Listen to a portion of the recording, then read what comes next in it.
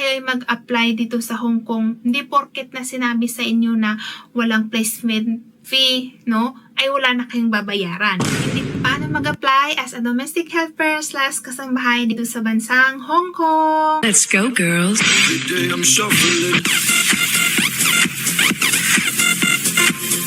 Grabe, kung interesado ka or kung gusto mo yung mga topic na gaya nito, grabe, tapusin mong video kasi magbibigay ako ng mga tips and guide paano mag-apply papunta dito sa Hong Kong. And bago yan, grabe, ang tanong na paano mag-apply as a domestic helper / kasambahay dito sa Hong Kong is nagmula po yan sa aking FB page. Sa aking FB page po ay nag-share ako ng mga short video or tinatawag na reels. So doon mga kabebe loves, grabe, tambak ako ng mga tanong doon na paulit-ulit na lang, grabe, and hindi sila satisfied sa mga ina-upload ko kasi nga 'di ba ang reels is short video lang or 1 minute ganon, seconds. So grabe, maraming nagre-request ng mahabang video and marami rin nagsabi sa akin na gumawa ko ng YouTube channel kaya hindi na po ako masyadong active sa aking FB page.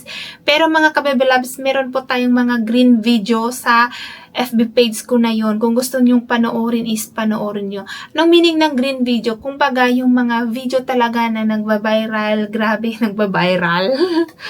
Yung mga video ko na talagang may makukuha kayo or mapupulot kayong mga aral, mga kabebe loves, no, sa aking FB page. Kung interesado or mas gusto nyo yung reels, so, bisita kayo sa page ko at ilink ko yung link dito sa description ng video na ito mga kabebe loves kung gusto nilang kumati yung ulo ko. And sorry na rin kasi hindi tayo masyado fluent mag-Tagalog. Hindi po ako pure Tagalog kasi nga grabe. Ayan. Isa po tayong galing sa bundok. So mga kabebe loves, grabe. Ang tagal ko nang hindi nakapag-upload. So na overwhelmed lang ako kasi nga grabe, ang daming nagtatanong at talagang nag-i-email sa akin. Gusto nilang mag-share ako, ayan.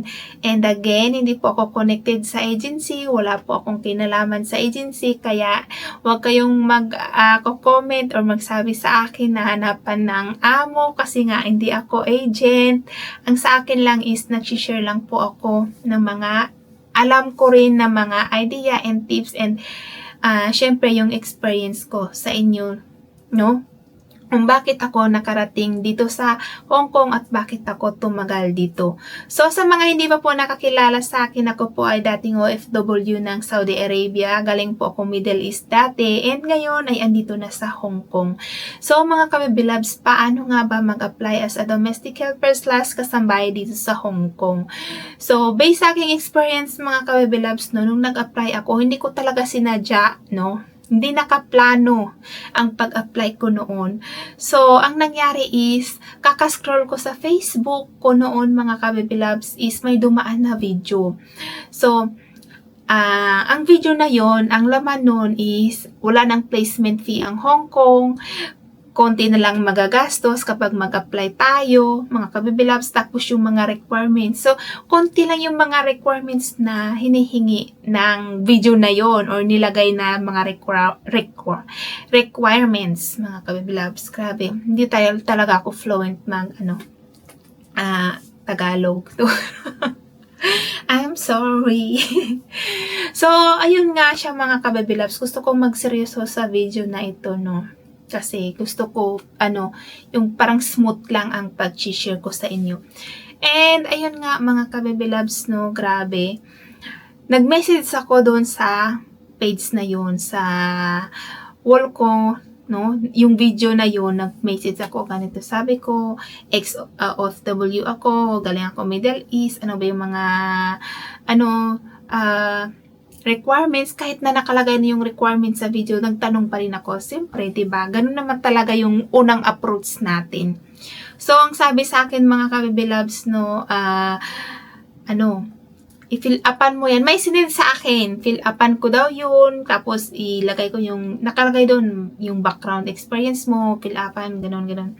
So, ayun nga mga kabebe loves, sabi sa akin, kung talagang interesado ka, punta ka sa office, at yun daw sa agency, ang Ayan.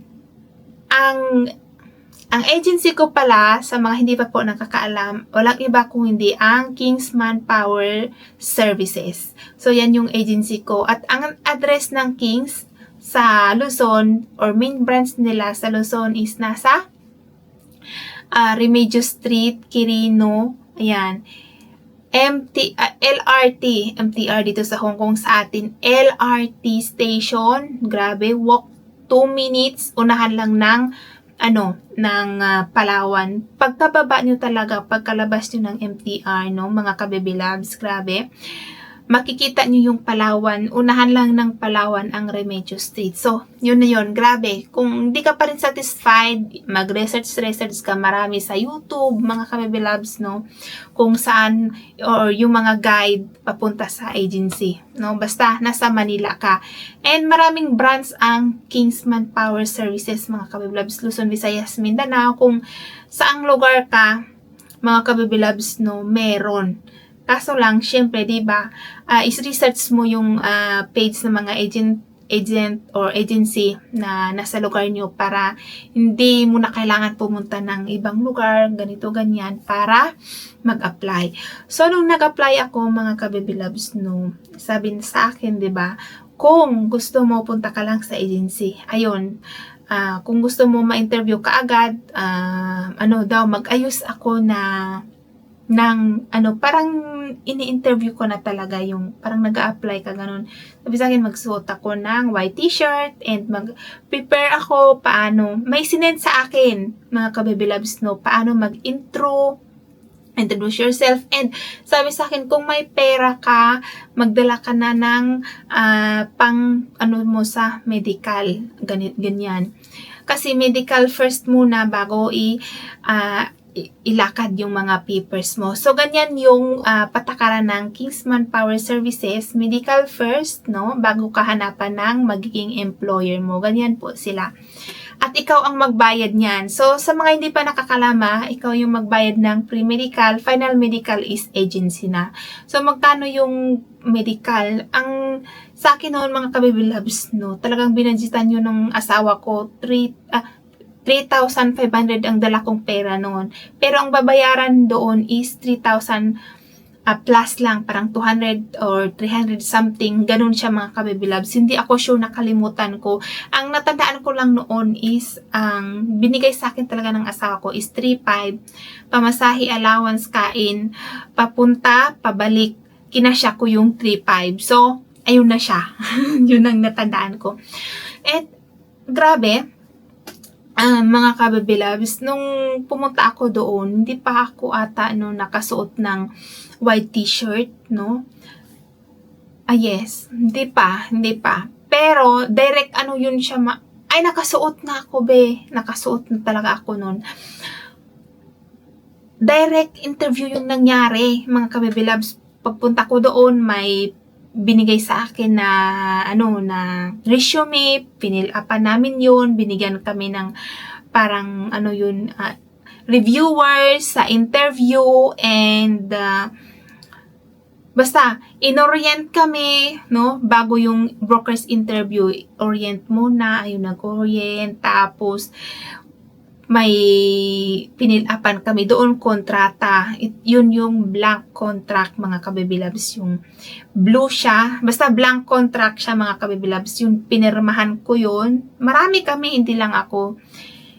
Pero safe naman yun, no? Kung hindi yun safe, huwag kayong matakot. Safe yung blank contract. Kasi kung hindi yun safe, hindi ako nakapunta dito. Grabe yun. Explain ko sa inyo bakit blank contract yun mamaya. So, ayun nga siya, mga Kababy Loves, no?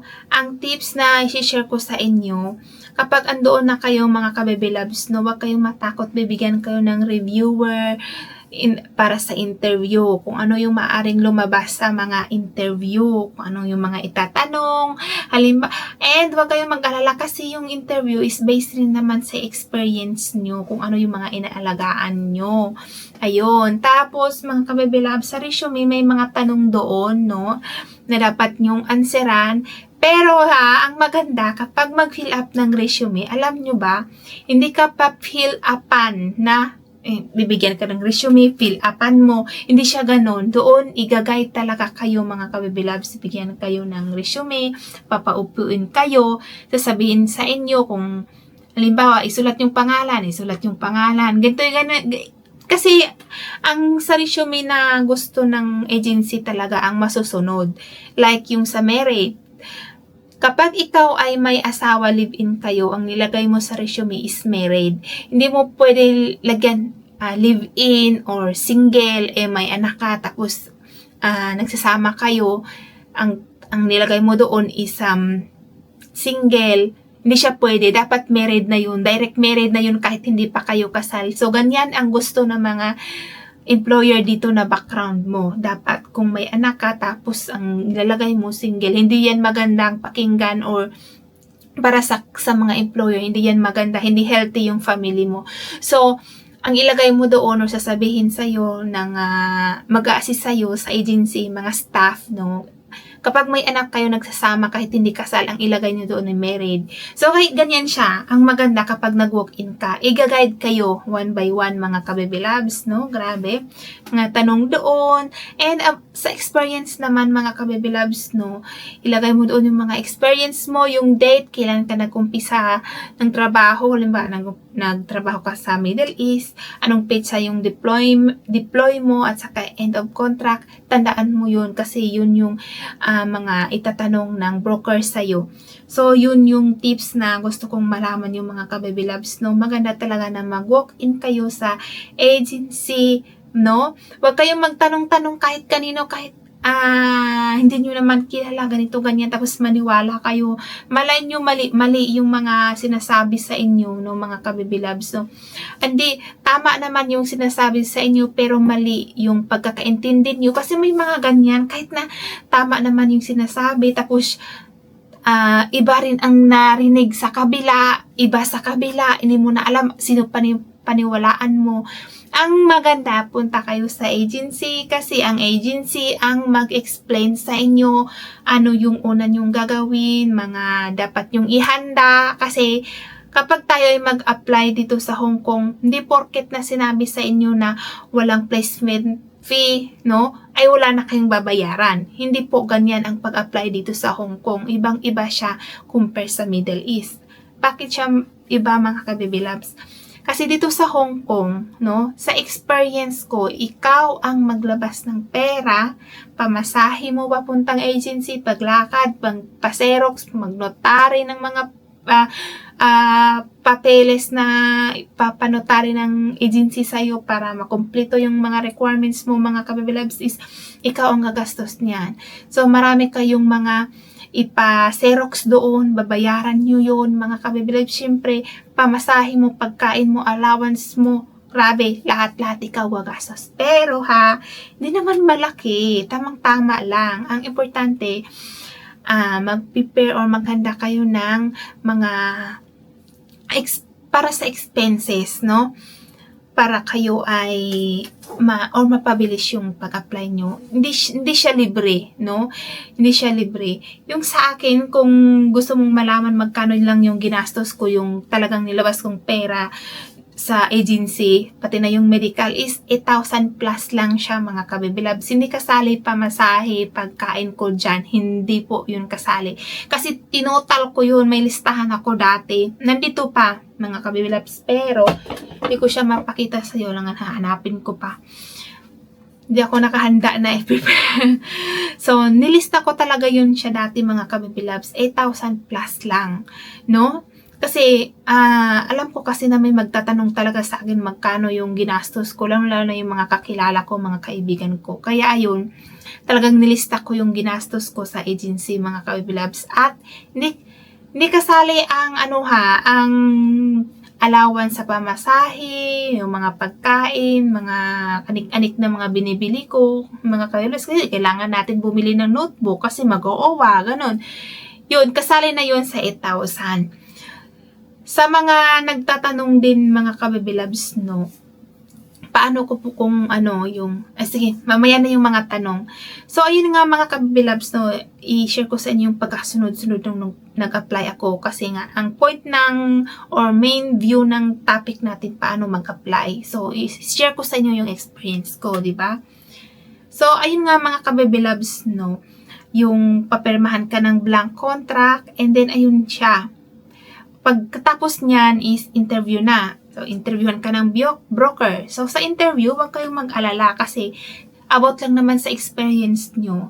So, unang-una doon sa interview ko noon mga kabibis, tinanong ako kung kaya ko ba mag-alaga ng baby, kaya ko mag-alaga ng matanda, okay lang ba sa akin na matulog na late. Yun yung mga unang tinatanong sa akin noon. Marami talaga mga kabibis, okay lang ba sa akin mag-alaga ng aso.